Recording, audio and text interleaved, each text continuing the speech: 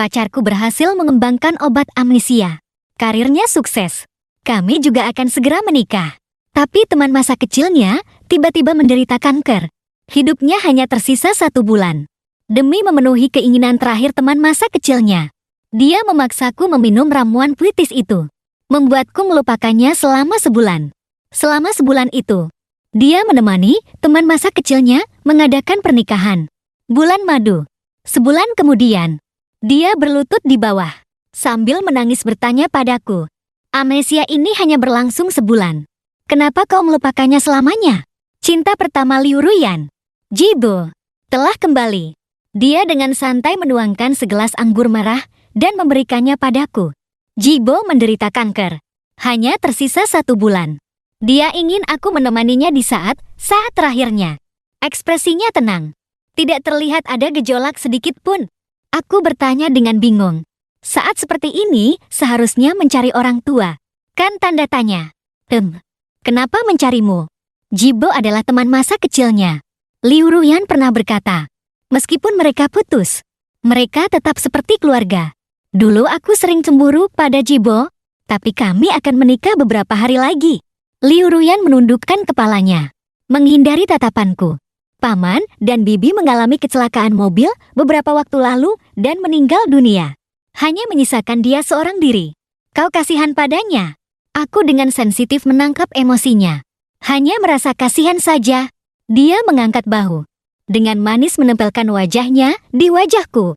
Mengalihkan pembicaraan. Gugup, akan segera menjadi pengantinku. Cih, aku memberinya tatapan sinis. Kalau begitu kau masih pergi menemui Jibo?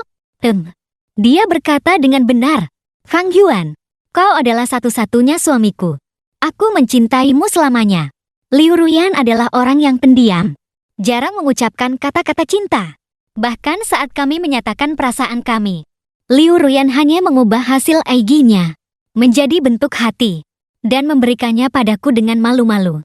Dia tidak pernah mengucapkan kata cinta. Tapi sekarang, dia tiba-tiba berjanji untuk mencintaiku selamanya. Aku memeluknya, mengajaknya memilih cincin pernikahan bersama. Tapi Liu Ruyan hanya menggesekkan tubuhnya dan berkata, "Kau saja yang pilih. Pernikahannya akan segera tiba. Aku harus kembali ke laboratorium untuk serah terima pekerjaan." Liu Ruyan pergi berganti pakaian. Dia selalu pandai menjaga penampilannya. Aku juga tergila-gila padanya. Tapi saat dia keluar tadi, lipstiknya tidak rata. Ada yang tebal dan ada yang tipis. Antingnya juga sepertinya tidak sepasang. Aku mengerutkan kening.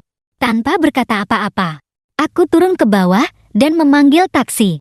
Mengikutinya dari jauh. Aku melihat mobil Liu Ruyan melewati laboratorium. Tapi tidak berhenti. Langsung menuju rumah sakit.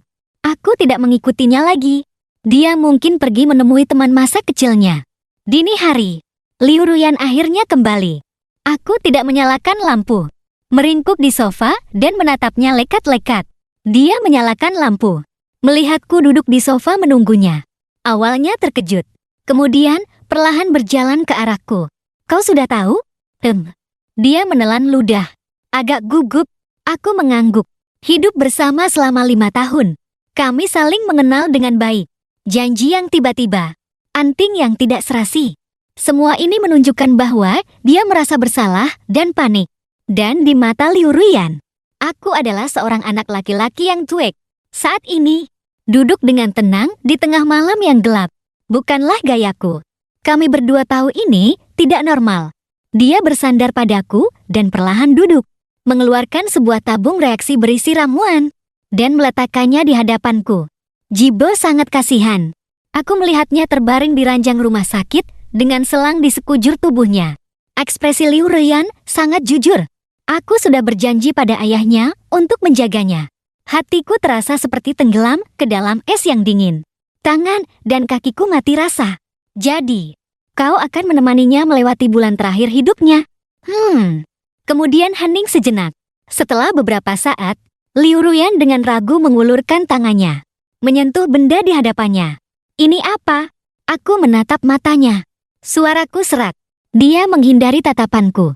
Berkata dengan lembut, Fang Yuan, bulan ini, Jibo membutuhkan seluruh perhatianku. Tapi aku tahu kau tidak akan setuju aku pergi. Aku berharap setelah menemani Jibo, kau tetap menjadi pengantinku. Jadi kau hanya perlu melupakanku untuk sementara waktu. Setelah aku kembali, kita akan tetap melangsungkan pernikahan. Aku mengerti. Ternyata inilah ramuan pelupa yang baru dikembangkan Liu Ruyan. Kau ingin aku melupakanmu? Aku sedikit tertegun. Kekasihku akan menemani pria lain dengan sepenuh hati. Tidak, Fang Yuan. Aku tidak ingin kau melupakannya selamanya. Hanya sebulan. Suara Liu Ruyan masih lembut. Tapi kata-kata yang diucapkannya begitu tidak masuk akal. Sebulan lagi aku akan kembali padamu. Aku duduk termangu. Warna mataku yang pucat menunjukkan perasaanku yang sebenarnya. 5 tahun ya? Aku tertawa mengejek. Ini obat baru. Belum melewati uji klinis. Bagaimana jika ada kesalahan?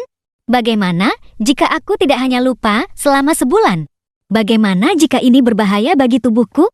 Gerakan Liu Ruyan yang sedang membuka tutup botol berhenti sejenak. Tapi dia hanya ragu sejenak lalu melanjutkan dengan tegas. Dengan suara kaca. Tutup botol terbuka. Ramuan saya tidak akan bermasalah.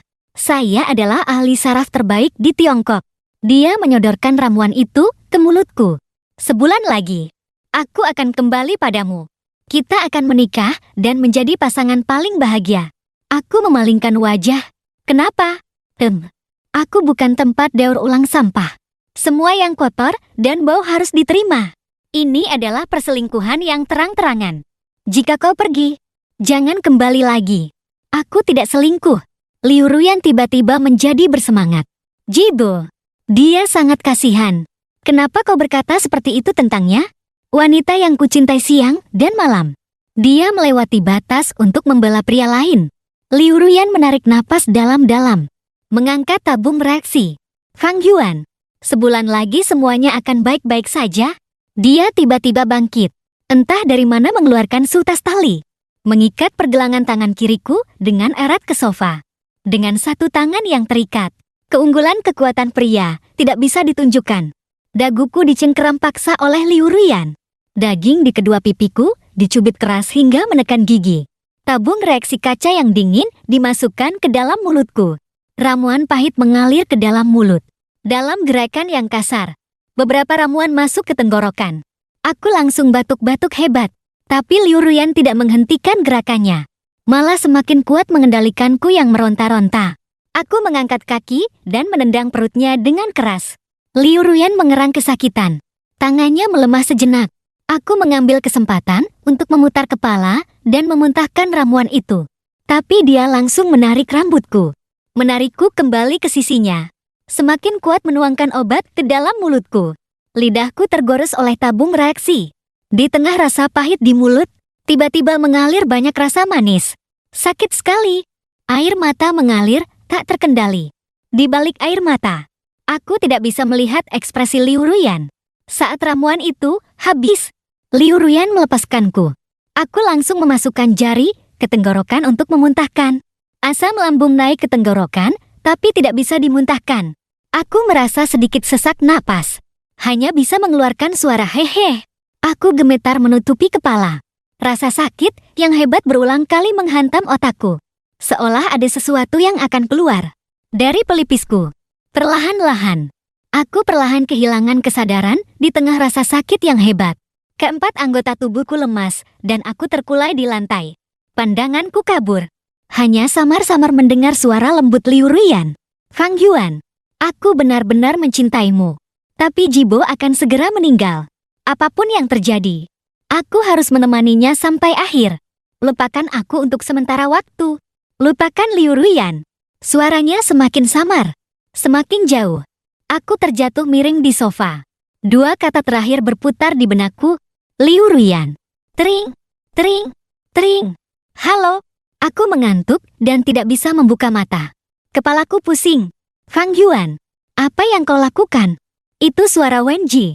Sahabatku, aku terbang selama 7 jam penuh. Khusus datang kembali untuk menjadi pendamping pengantin Imo. Tapi aku bahkan tidak bisa masuk ke hotel. Dan pengantin prianya adalah Jibo. Siapa itu? Apa yang kau dan Liu Ruyan lakukan? Mengerjaiku? Aku langsung sadar. Siapa yang menikah? Ada apa ini? Wenji lebih terkejut dariku. Bukankah hari ini hari pernikahanmu dengan Liu Ruyan? Aku langsung membantah. Siapa itu Liu Ruyan? Aku selalu lajang. Kau kan tahu, Kak, kalian sudah tinggal bersama selama 5 tahun. Foto pernikahan kalian tergantung di dinding rumahmu. Wenji sangat tidak bisa berkata-kata. Aku buru-buru bangun dari tempat tidur. Mencari-cari di dalam rumah. Tidak ada apa-apa. Seluruh rumah tidak ada jejak wanita. Yang tergantung di dinding adalah foto tampanku sendiri. Aku sedikit tidak berdaya. Bahkan tempat tidurnya pun tempat tidur tunggal. Bagaimana mungkin? Kau tunggu di rumah. Aku akan segera ke sana. Wenji langsung menutup telepon. Begitu masuk, Wenji mulai memarahiku. Mengatakan aku berpura-pura puitis untuk menakut-nakutinya. Tapi setelah melihat tata letak ruangan, dia juga tertegun. Terus bergumam, "Tidak mungkin. Aku akan membuktikannya padamu." Tiba-tiba dia teringat saat menemani aku dan Liu Ruyan mengambil foto pernikahan. Dia mengambil foto dan mempostingnya di momen WeChat. Di foto itu, aku mengenakan setelan jas pesanan, merangkul seorang gadis cantik dengan gaun pengantin putih. Kami tersenyum sangat bahagia. Tiba-tiba aku mendapat ide. Wenji, apakah aku punya saudara kembar yang telah lama hilang? Kakakku yang akan menikah. Kan tanda tanya. Wenji sangat tidak berdaya. Kau bertengkar dengannya? Aku sedikit bersemangat. Kau masih tidak percaya? Aku benar-benar tidak kenal Liu Ruyan. Wenji menatapku. Ekspresinya perlahan menjadi serius. Kau tidak benar-benar amnesia. Kan tanda tanya. Apakah kepalamu terbentur baru-baru ini? Aku menggelengkan kepala. Dia buru-buru mengambil ponselku, mencari nomor telepon Liu Ruyan. Tapi ternyata, ponselku sama sekali tidak memiliki nomornya. Dia hanya bisa menelepon Liu Ruyan sendiri. Telepon tersambung. Terdengar suara rendah yang lembut dari seberang. "Halo?" Wenji bertanya dengan suara keras. "Liu Ruyan, ada apa dengan kalian berdua? Fang Yuan bilang tidak kenal denganmu. Dan kau menikah dengan orang lain." Gadis di telepon terdiam selama 2 detik. Berbicara dengan kaku. "Permisi, siapa ini?" Wenji marah dan langsung berdiri. "Marah? Liu Ruyan. Kau ini kantong plastik merek apa? Begitu pandai berakting. Kita sudah saling kenal selama 5 atau 6 tahun. Kau tidak bisa mengenali suaraku?" Salah sambung. Sebelum dia selesai berbicara, terdengar suara laki-laki yang lemah dari telepon, diiringi batuk yang hebat. "Kakak, siapa itu?" Liu Ruyan menjawab dengan panik. "Bukan siapa-siapa." Salah sambung. Sebelum Wenji sempat berbicara, terdengar suara tututu dari ponsel. Telepon ditutup. Tidak, ini tidak benar. Wenji berlari keluar dengan marah. Dia ingin mencari tahu apa yang terjadi. "Tunggu kabar dariku di rumah." Pintu dibanting tertutup. Wajahku yang pura-pura terkejut perlahan kembali tenang. Wenji tidak ada. Aku tidak perlu berakting untuk sementara waktu. Aku tersenyum pahit. "Liu Ruyan, bukankah kau ahli saraf terbaik? Kalau begitu, bukankah tidak mungkin ada masalah? Tapi kenapa aku masih ingat?" Aku melihat sekeliling. Selama aku pingsan setelah meminum obat, dia memanggil orang untuk membersihkan semua jejaknya di rumah. Pose yang kita susun bersama, poster yang kita gambar bersama, dan dinding foto itu, semuanya hilang. Tidak meninggalkan jejak sedikit pun. Hatiku terasa sakit sekali. Air mata pahit mengalir dari sudut mataku. Seperti asap. Kau memintaku memberimu waktu sebulan untuk memenuhi keinginan seorang pasien. Baik, aku akan mendengarkanmu. Saat Wenji kembali, aku sudah memesan sekotak besar bir. Makan sambil menonton drama. "Jizi, mau tanda tanya?" "Bir dingin." Wenji menepis tanganku dan berteriak. "Babi, kau masih makan?" Wanita jalang itu. Liu Ruyan. Selingkuh. Glek, glek. Pria yang batuk itu adalah cinta pertamanya. Juga pengantin pria di pernikahan hari ini. Katanya dia menderita kanker. Krak, krak. Aku menyodorkan sepotong leher bebek. Seru sekali. Leher bebek. Mau tanda tanya? Makan? Wenji membuka mulut dan menggigit leher bebek. Mengunyahnya. Lalu sadar. Bukan. Tunanganmu sudah selingkuh. Kau tidak khawatir. Krak. Krak. Wow, seru. Aku memasukkan sebatang leher bebek lagi ke mulut. Kanker. Cinta pertama. Ganti pengantin. Semua unsur drama Korea lengkap. Tapi aku tidak kenal dia. Dia mau menikah dengan siapa saja. Silakan. Wenji malas meladeniku. Aku berbalik. Pura-pura mengambil tisu. Dan mengambil kesempatan untuk mengendalikan ekspresiku. Aku memohon dalam hati pada Wenji. Tolong cari tahu lagi. Saudaraku. Wenji melanjutkan mode gosipnya. Mencari tahu semua tentang Liu Ruyan. Wenji sangat marah. Liu Ruyan akan berbulan madu di Eropa dengan cinta pertamanya. Sekarang, semua orang bilang Liu Ruyan adalah pejuang cinta sejati. Kau biarkan saja dia begitu? Aku menatap serial TV tanpa berkedip dan menjawab. Tentu saja aku biarkan. Kenapa tidak membiarkan orang asing? Wenji tidak bisa berkata-kata. Tapi dia masih terus mencari tahu tentang Liu Ruyan.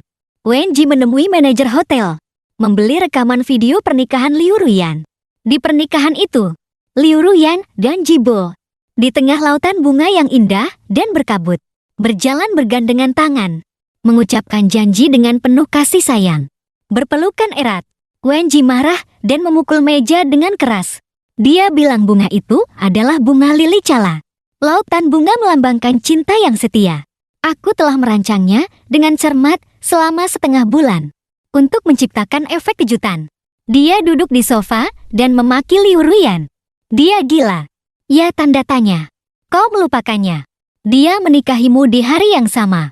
Penambang emas pun tidak bisa menemukan saraf semurni ini. Melihat adegan ini di pernikahan secara langsung. Hatiku seperti ditusuk jarum. Aku telah berkali-kali membayangkan aku menggandeng tangan Liu Ruyan. Berciuman di tengah lautan bunga. Sekarang, bunga dan orangnya kuserahkan pada orang lain. Tapi aku hanya mengangkat bahu. Romantis sekali. Teman masa kecil yang sakit kanker sekarat. Teman masa kecil yang setia tidak meninggalkannya. Wenji terus mencari tahu berita. Kabar terbaru sekarang adalah Liu Ruyan membawa Jibo berlibur. Pergi ke Landesend di Cornwall, Inggris. Aku bertepuk tangan dengan gembira. Wow, romantis. Ku dengar di Cornwall juga ada Taman Eden. Adam dan Hawa. Wenji setengah mati karena kekecewaanku. Tapi tidak bisa berbuat apa-apa. Dia tidak lagi membicarakan mereka berdua denganku. Karena selanjutnya, Liu Ruyan akan berlibur romantis di Eropa bersama Jibo. Dia tidak bisa menemukan pasangan Adam dan Hawa ini lagi. Selama beberapa waktu berikutnya, aku tidak lagi menerima kabar apapun tentang mereka. Malam hari aku gelisah. Tidak bisa tidur semalaman. Aku tidak bisa mengerti kenapa Liu Ruyan tega melakukan ini padaku. Kita saling mengenal sejak kecil. Dia memberikan semua pengalaman pertamanya padaku. Dia jelas-jelas bilang bahwa dia hanya akan mencintaiku seorang seumur hidupnya. Tapi sekarang dia memberikan pernikahan. Dan bulan madu yang seharusnya menjadi milikku kepada pria lain. Apakah dia juga memberikan cintanya? Tering, tering, tering, tering. Sebulan kemudian, aku sedang lembur di rumah. Tiba-tiba ponselku dibanjiri pesan. Hampir mati. Aku membukanya. Semuanya foto. Ratusan foto terus dikirimkan. Di belakangnya ada pesan singkat. Bertuliskan, terima kasih, Kakak Fang Yuan, atas restunya. Ruyan. Begitu turun dari pesawat, dia langsung bergegas ke rumahmu. Aku bahkan belum sempat mencuci foto untuknya. Tolong bantu aku mencucinya dan memberikannya padanya. Yeah, Kakak Fang Yuan. Tiba-tiba tenggorokanku tercekat. Tidak bisa bernapas. Foto-foto itu seperti lampu sorot. Membuatku silau dan tidak bisa membuka mata. Wajahku pucat pasi. Dengan tangan gemetar, aku memperbesar foto satu persatu. Ada foto pernikahan. Pemandangan alam. Foto sehari-hari. Di semua foto, Liu Ruyan tanpa kecuali bersandar di pelukan seorang anak laki-laki pucat. Keduanya seperti pasangan pengantin baru. Mesra dan bahagia. Terutama ada satu foto berdua. Di hotel. Ini adalah hotel bertema di taman hiburan. Di foto itu, Liu Ruyan dan Jibo mengenakan jepit rambut lucu di kepala. Meniru gerakan tokoh kartun di dinding. Berfoto bersama. Lucu dan menggemaskan. Dan di latar belakang hanya ada sebuah tempat tidur besar. Aku menutupi dadaku. Sakit sekali. Aku terlalu naif. Ternyata, beginilah caranya dia menemani Jibo sampai akhir hayatnya. Aku tergeletak tak berdaya di tempat tidur. Sekujur tubuhku dingin. Aku masih bodoh menunggu di tempat. Menunggu Jibo meninggal. Menunggu Liu Ruyan kembali untuk mencintaiku dengan sepenuh hati. Aku salah. Liu Ruyan sama sekali tidak mencintaiku. Karena dia bisa mengabaikan risiko dan membiarkanku meminum ramuan itu. Dia tidak mungkin mencintaiku. Cinta tidak akan pernah mengabaikan. Seperti yang dia lakukan pada Jibo. Di akhir hidupnya, dia tidak mengabaikannya. Dulu, saat Liu Ruyan menekankan bahwa Jibo penting, seharusnya aku sudah mengerti. Saat dia mencintai, hanya aku yang paling penting. Saat tidak mencintai, apapun akan lebih penting dariku. Liu Ruyan selalu berkata, aku akan mendengarkanmu. Kali ini, kau ingin aku melupakanmu. Aku juga akan mendengarkanmu. Entah berapa lama. Brak! Pintu didorong terbuka. Liu Ruyan muncul di hadapanku. Dia sedikit terengah-engah. Keringat membasahi pakaiannya. Apa yang kau lakukan? Bagaimana kau bisa masuk? Aku berusaha berteriak keras. Fang Yuan. Aku kembali. Liu Ruyan bahkan tidak sempat melepas sepatunya. Tiba-tiba berlari dan masuk ke dalam pelukanku. Penuh dengan aroma lemon yang segar. Parfum favoritku. Aku mendorongnya menjauh. Berteriak dengan keras. Keluar. Aku akan menelepon polisi. Marah. Jijik. Jengkel. Berbagai emosi bercampur aduk dalam sekejap. Liu Ruyan tertegun saat aku mendorongnya. Lalu langsung menunduk menatap jam tangannya dan bergumam. Waktunya sudah lewat. Efek obatnya seharusnya sudah hilang. Cepat pergi dari rumahku. Aku mengeluarkan ponsel untuk menelpon polisi. Tiba-tiba dia melangkah maju dan merebut ponselku. Fang Yuan, tenanglah. Aku Liu Ruyan. Aku bukan orang jahat. Kau hanya lupa ingatan dan melupakanku. Kau akan segera ingat kembali. Tunggu 5 menit lagi. Dia mengembalikan ponselku. Begitu aku mendapatkan ponsel itu, aku langsung menekan nomor panggilan darurat untuk melapor ke polisi. Fang Yuan, kenapa kau tidak percaya padaku? Dia melihatku menelpon polisi. Ekspresinya sangat terluka. Fang Yuan, jangan salahkan aku. Tiba-tiba dia mengeluarkan sebuah tabung reaksi dari sakunya. Membuka tutupnya. Dan dengan paksa menuangkan isinya ke dalam mulutku. Ini apa? Aku meronta dan berhasil melepaskan diri. Liu Ruyan terhuyung dan menabrak sudut dinding. Kepalanya langsung berdarah. Tapi dia tetap tidak mau melepaskan tangannya. Di bawah tarikannya, aku menelan setengah dari isi tabung itu. Aku tersungkur di lantai dan muntah-muntah. Berusaha memuntahkan semua itu. Dahi Liu Ruyan berdarah. Tapi matanya menatapku dengan penuh harap. Cukup, jangan mendekat lagi. Aku sudah menelpon polisi. Aku berteriak marah. Dia melihat pecahan porselen yang kupegang. Akhirnya memaksakan diri untuk tenang. Mundur selangkah, tapi masih terus menyodorkan ramuan itu. Matanya pecah. Dengan rendah hati memohon agar aku minum lagi. Tolong, Fang Yuan, minum sedikit lagi. Kau akan segera mengingatku. Dia panik, berkata dengan mata memerah. Fang Yuan, aku tidak tahu kenapa jadi begini. Tapi kita sudah saling mencintai selama 5 tahun. Kita akan segera menikah. Diam. Aku memotongnya. Aku tahu semua itu. Tapi kau sudah selingkuh. Sekarang kau datang lagi. Berpura-pura apa? Apapun yang terjadi, kita tidak mungkin bersama lagi. Liu Ruyan terus berbicara tanpa henti. Aku pusing mendengarnya. Perlahan kehilangan kesadaran. Sebelum pingsan, aku melihat secerca harapan di mata Liu Ruyan. Saat membuka mata, langit-langit putih bersih, bau alkohol yang menyengat, dan suara Hai Wenji. Ternyata panggilan polisi itu berhasil. Operator mendengar pertengkaranku dengan Liu Ruyan. Polisi segera datang. Saat polisi tiba, aku sudah pingsan di lantai.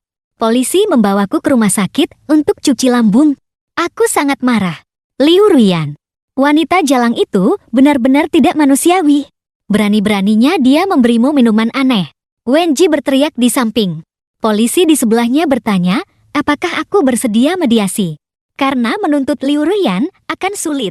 Dia sudah tinggal di sini selama 5 tahun. Kali ini juga masuk menggunakan kunci. Tidak bisa membuktikan dia masuk tanpa izin. Obat yang kuberikan kepadaku telah diuji. Tidak mengandung bahan berbahaya. Malah ada banyak nutrisi yang mendorong pertumbuhan sel saraf. Dan sudah terdaftar dan lulus uji klinis. Ramuan pemulih ingatan yang resmi dan efektif. Menuntutnya akan sedikit sulit. Harus melalui banyak proses di sini. Tapi aku tidak mau tinggal di sini lagi. Tidak mau bertemu dengannya lagi. Dan tidak mau tinggal di rumah yang penuh dengan penderitaan itu.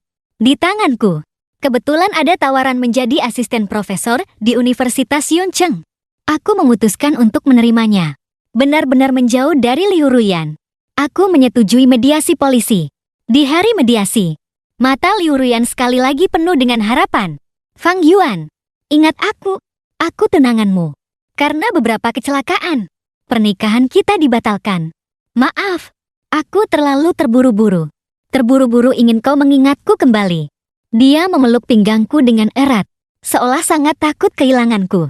Aku belum mengatakan apa-apa. Wenji sudah melompat-lompat marah, menunjuk hidung Liu Ruyan dan memaki. Kecelakaan? Kecelakaan itu.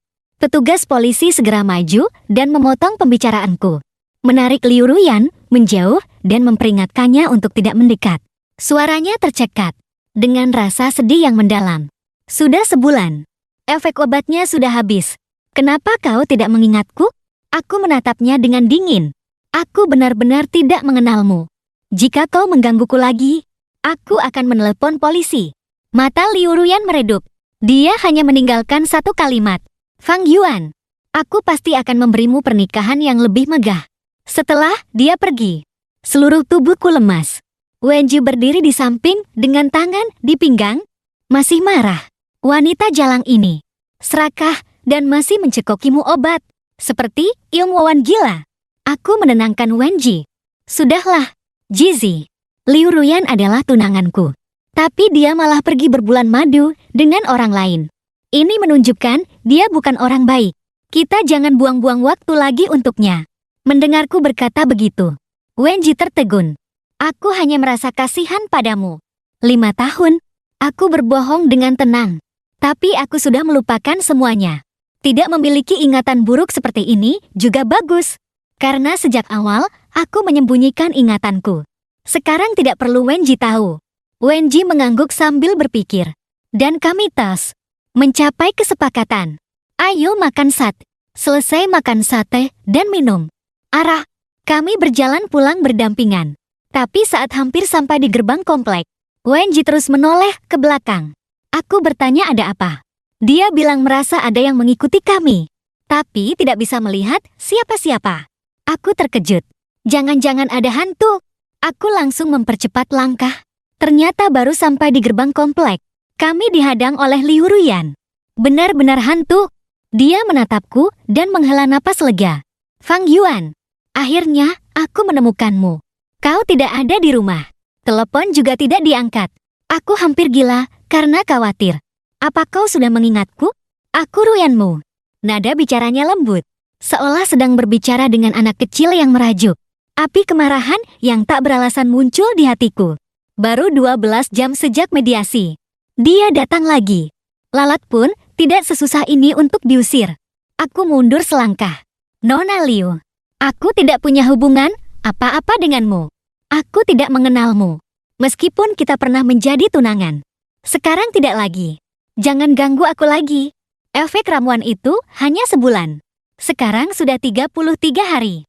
Kenapa kau belum mengingatku? Liu Ruyan tampak sedih. Sangat tidak mengerti. Lalu, dia kembali bersemangat. Tidak apa-apa.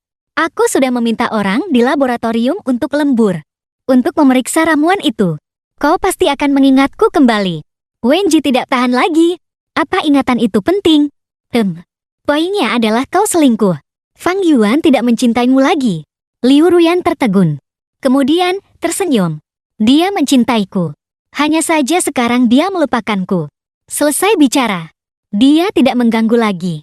Dia pergi begitu saja. Mungkin terburu-buru untuk memeriksa ramuan itu. Hari-hari berikutnya, dia selalu mencari kesempatan untuk menemuiku. Telepon sudah kublokir. Jadi dia menungguku di depan kantorku. Bertanya, apakah ingatanku sudah pulih. Tak peduli bagaimana aku memarahinya dengan wajah masam. Dia hanya tersenyum lembut dengan nada penuh keajaiban. Tidak apa-apa, Fang Yuan. Kau pasti akan mengingat kita. Kita akan mengadakan pernikahan termegah. Merinding dibuatnya. Aku dan Wenji berjanji untuk makan hotpot di rumahku setelah kerja. Baru sampai di depan pintu rumah, aku melihat Liu Ruyan diam-diam berdiri di sudut. Ekspresinya tidak terbaca. Nona Liu, kau terlihat sangat mengendap-endap. Mau apa lagi? Wenji mengumpat. Liu Ruyan tidak menjawab. Perlahan berjalan keluar, menatapku tanpa berkedip. Wajahnya dingin. Tidak seperti kelembutan dan harapan beberapa hari sebelumnya. Nada bicaranya dingin dan kecewa. Fang Yuan, menyenangkan mengerjaiku? Kau sudah lama pulih ingatan. Kan tanda tanya. Tapi kau malah berpura-pura amnesia untuk menipuku. Apa kau tahu betapa takutnya aku beberapa hari ini? Aku takut kau benar-benar melupakanku. Aku takut masa depanmu tanpaku. Dia mulai merasa sedih saat berbicara. Melihatku panik dan bingung karenamu. Apa kau merasa bangga? Aku sangat marah dengan tuduhannya yang tiba-tiba.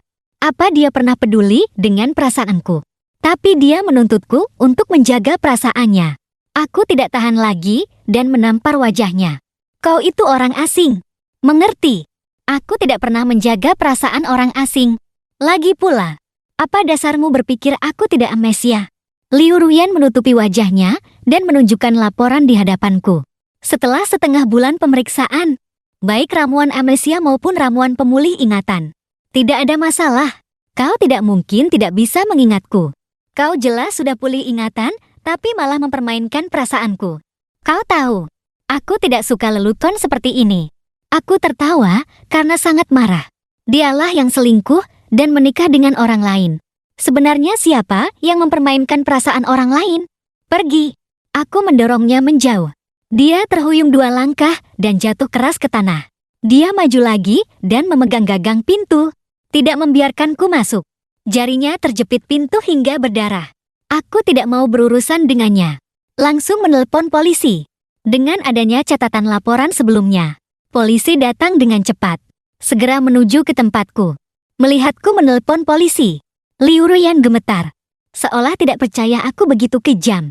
Hanya karena aku pergi menemani adikku yang sakit kanker. Menyelesaikan keinginan terakhir dalam hidupnya. Apa perlu sampai seperti ini? Wenji tidak tahan melihatnya. Adik, maksudmu kekasih? Kan tanda tanya. Dia mengeluarkan ponselnya dan menunjukkan riwayat obrolanku dengannya di depan wajah Liu Ruyan. Di dalamnya ada foto-foto Jibo dan Liu Ruyan yang bahagia. Semuanya adalah yang kukirimkan pada Wenji sebelumnya. Liu Ruyan pucat pasi melihat foto-foto itu. Tapi Wenji tidak melepaskannya. Inikah adikmu?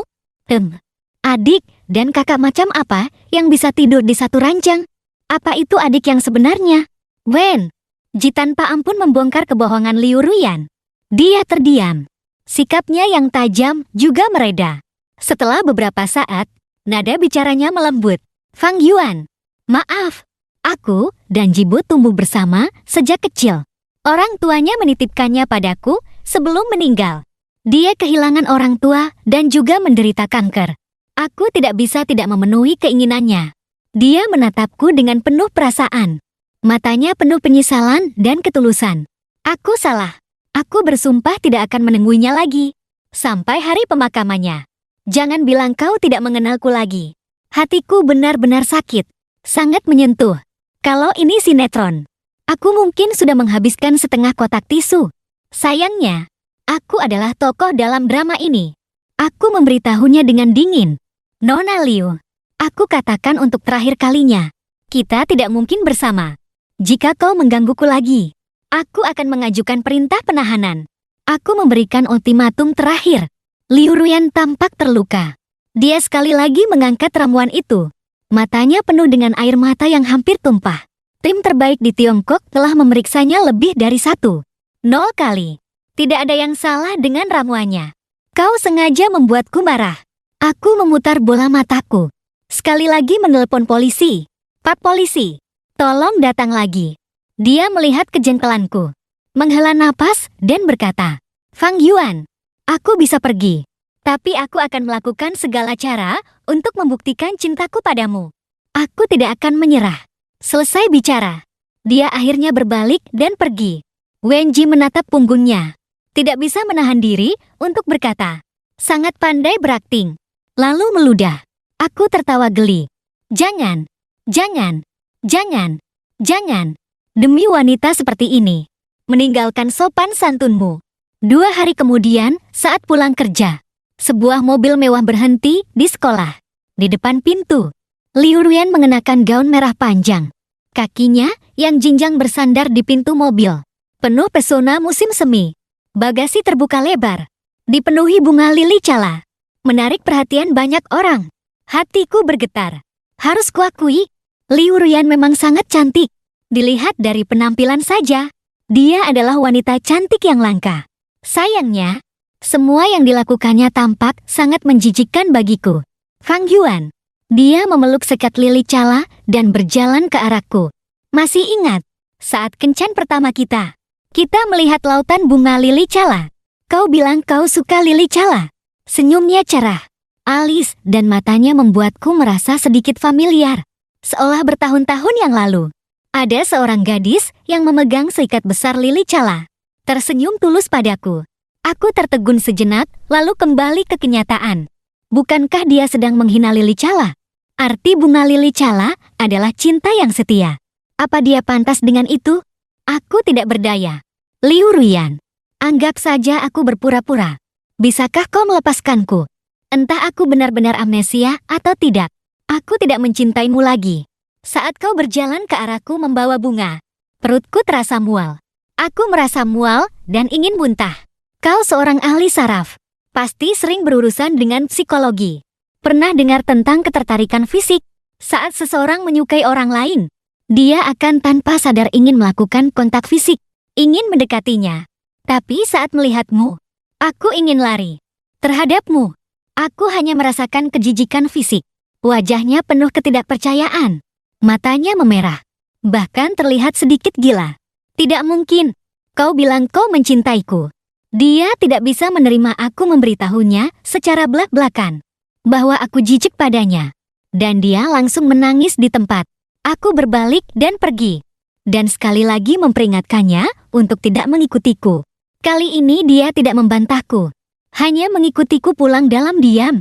Saat aku menutup pintu, dia tidak mencoba masuk dengan paksa. Hanya berdiri keras kepala di depan pintu tanpa berkata-kata. Seolah menunggu aku memaafkannya. Langit menjadi gelap. Angin mulai bertiup. Dia masih berdiri di depan pintuku. Menjadi dewa pintu. Melalui jendela, aku melihat tubuhnya sedikit bergoyang. Aku sedikit tertegun. Seolah di masa lalu juga pernah ada seseorang yang menunggu di bawah. Wenji menelepon mengajakku minum. Aku menolaknya dengan ragu. Liu Ruyan sedang berdiri di bawah saat ini. Aku takut jika turun akan diganggu lagi. Tapi setelah Wenji mendengar ceritaku, dia hanya tersenyum meremehkan. Mengejek, pakai cara ini lagi. Dewa pintu tua. Kau tidak ingat. Dia sudah profesional berjaga selama 20 tahun. Aku diam saja. Tentu saja aku ingat. Aku dan dia adalah kakak dan adik kelas di universitas. Saat dia baru mengejarku, aku tidak menerimanya. Tapi juga tidak menolaknya. Memberinya kesempatan. Setiap kali selesai praktikum, saat dia mengantarku pulang ke asrama, dia akan berdiri di bawah asrama dan melihatku naik. Aku menyebutkan hal baru apapun di kelompokku. Dia akan mendapatkannya sesegera mungkin. Lalu berdiri di bawah asramaku, menungguku dengan bodohnya. Lalu memberiku kejutan. Saat saling menyatakan perasaan. Hari itu, di bawah asramaku, dia menggunakan hasil EG-nya untuk membentuk hati. Saat itu, matanya menatapku dengan binar, penuh cinta. Tapi perilakunya yang berdiri di bawah menunggumu ini bukan hanya terjadi di saat-saat indah seperti ini. Benar, kami sebelumnya, karena Jibo mengirim pesan pada Liu Ruyan, pernah bertengkar sekali. Aku marah dan memutuskan hubungan dengannya. Setelah dia memblokir Jibo, dia berdiri di depan pintuku semalaman. Dulu aku masih merasa sangat terharu. Cinta yang luar biasa. Aku tidak berkata apa-apa. Menutup tirai. Tidak terlihat. Tidak pusing. Tengah malam, suara guntur membangunkanku. Aku membuka tirai dan melihat Liu Ruyan yang keras kepala. Sosoknya yang tegap bergoyang di tengah hujan. Detik berikutnya, aku melihatnya jatuh di tengah hujan, mencipratkan air kemana-mana. Aku langsung mengeluarkan ponsel untuk memanggil ambulans. Takut dia mati di depan pintuku membawa sial. Ternyata begitu aku membuka pintu, aku melihat seorang pria kurus tapi gesit, berlari dengan cemas. Dia memeluk Liu Ruyan sambil menangis dan menggoyangkannya. Ruyan, apa kau begitu mencintainya? Kenapa tidak melihatku? Kalau aku tahu kau begitu mencintainya, aku tidak akan membiarkanmu membantuku mewujudkan mimpiku. Harus kuakui, jangan lihat pria ini pucat. Tenaganya tidak kecil. Liu Ruyan yang pingsan pun terbangun karena digoyangkannya. Seluruh tubuh Liu Ruyan basah kuyup, menggigil kedinginan. Setelah dibangunkan, dia membuka matanya dengan linglung, lalu langsung sadar. Jibo, bodoh, Fang Yuan sengaja mengerjaimu. Apa pria licik seperti ini benar-benar pantas kau cintai? Jibo menangis terseduh-seduh. Liu Ruyan menderita. Dia merasa sangat kasihan, menatapku dengan tajam. Hujan deras menderu. Elemen amnesia dan kanker lengkap. Aku menunduk melihat jam. Jam 3 pagi. Datang ke sini untuk menonton drama Korea. Sudah sangat malam. Jika kalian ingin bermesraan, jangan di depan rumahku. Mengganggu tidurku. Oke. Jibo menatapku dengan dingin. Liu Ruyan sudah seperti ini. Di kepalamu masih hanya ada tidur. Kau sama sekali tidak mencintainya. Jika kau mencintainya, bagaimana kau tega melihatnya membuang harga dirinya untukmu? Jika kau mencintainya, bagaimana kau tega melihatnya pingsan di tengah hujan deras? Jika kau mencintainya, bagaimana kau tega terus berpura-pura amnesia untuk menyiksanya? Gila. Bahkan menggunakan paralelisme. Aku tidak bisa berkata-kata. Pasangan gila. Memang jodoh. Liu Ruyan juga terdiam sejenak. Dia bangkit dengan susah payah. Berdiri di hadapanku. Menatapku lekat-lekat. Lalu tiba-tiba berlutut. Berjalan 2 langkah dan memegang ujung bajuku. Fang Yuan, apa kau benar-benar melupakanku? Benar-benar tidak ingat sedikit pun? Aku menunduk menatapmu yang berlutut di hadapanku. Di matanya ada penderitaan dan harapan. Dan juga sedikit permohonan. Benar-benar tidak ingat. Aku mengulanginya dengan pasrah. Kata-kata yang sudah kuucapkan entah berapa kali. Tolong jangan bohongi aku. Penampilannya berantakan. Air hujan menempel di pipinya. Benar-benar tidak berbohong. Setetes darah merah segar. Air mata mengalir dari sudut matanya. Baiklah. Kemudian, dia bangkit dan membelakangiku. Suaranya serak dan lelah. Fang Yuan, aku lelah. Selama ini, aku terus mengungkapkan penyesalan dan ketulusanku padamu. Tapi kau mengabaikannya. Masa berlaku ramuan amnesia sudah lama lewat. Kau tidak peduli dengan kesulitanku. Dan melampiaskan ketidakpuasanmu padaku dengan tidak masuk akal. Menginjak-injak harga diriku. Menyenangkan mengerjaiku. Kau sangat membuatku kecewa. Selesai bicara. Dia pergi dengan bantuan Jibo. Aku membuka mulut. Bukan? Nona, kau sudah menangis darah. Apa kau baik-baik saja? Dan aku dengar ambulans datang. Bayar biayanya dulu baru pergi. Liu Ruyan akhirnya menghilang. Setelah kejadian terakhir, dia tidak pernah datang lagi. Aku juga bersiap-siap berkemas untuk mengajar di Yongcheng. Saat Wenji membantuku berkemas, tiba-tiba teringat. Oh ya, apakah tahu si cowok itu pura-pura sakit? Dia sama sekali tidak menderita kanker. Jibo mencari pemalsu dokumen untuk memasukkan laporan pemeriksaan dan diagnosis. Tujuannya agar Liu Ruyan menikahinya. Sekarang sindikat pemalsuan itu sudah ditangkap dan dia terseret. Benarkah? Baguslah. Asalkan tidak menggangguku. Tidak disangka. Baru sampai di bandara, kami bertemu dengan Liu Ruyan. Dia menghentikanku dengan terengah-engah, mengatakan ingin berbicara denganku lagi. Meskipun dia sedikit terengah-engah, tapi dia mengenakan seragam kerja, berpakaian rapi. Tidak lagi berantakan seperti hari itu. Sepertinya sudah kembali ke kehidupan normal. Wenji sedikit mengejek. Kakak air mata darah datang lagi. Kekasihnya tidak ikut. Hanya saja di matanya penuh dengan kelelahan. Tatapannya padaku sedikit bergetar. Lalu segera kembali mati. Jibo tidak sakit.